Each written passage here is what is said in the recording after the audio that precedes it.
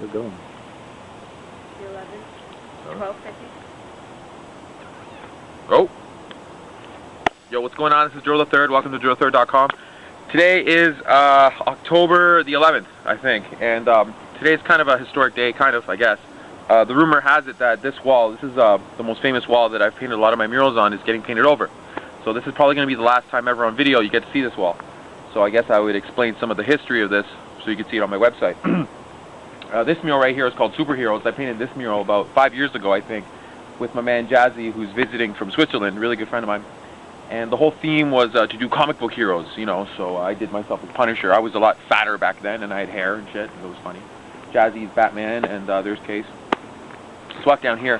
And this wall basically started being painted back in 1993, around there. I started hitting it up. There was already a little graffiti on it, like Metallica, you know, this person loves this person, shit like that. I started hitting it around there, and I did something there. I was in a gang back then, and I did a realistic picture of me wearing a bandana. And all the gangs around Scarborough really freaked out over that and made a big deal out of that. And then no one knew who I was, so other people took credit for it. It was a weird time. And then I painted that over there for my ex-girlfriend at the time. That was 94. But anyways, what's symbolic about this wall is that it was the first big, illegal, huge wall on the RT line, as you can see, which got a lot of play. And this has been the big wall, so it's going to be kind of a shame to watch it go down. Also, this was the big wall that when all the Europeans came to visit me, I invited anyone who I was down with to come down here and rock. So it's pretty symbolic. Up on the top, there's Mihao and Nazem and Tats crew. You can't really see it. Maybe another day I'll go up there if it's still up there. But here comes the RT now, if you could see, kind of, you know, right by.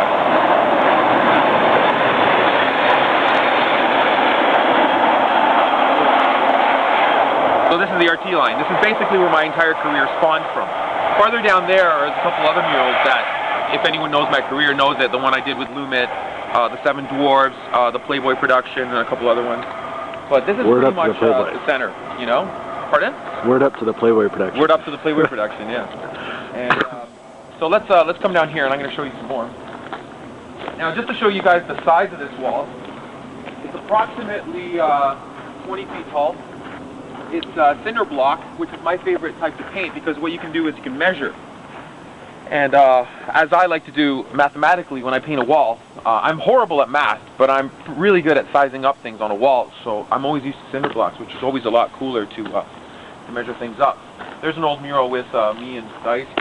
Here's a mural I did for a rap group. It's gone now, back in '95. There's the one from my ex-girlfriend. This was ironically the first 3D ever to be painted on a Canadian wall. And this is 1994, so I guess that's a bit of history there. Because back in those days I was really influenced by Ernie and a couple other guys, Dime, stuff like that. So, you know, this is a very historic wall.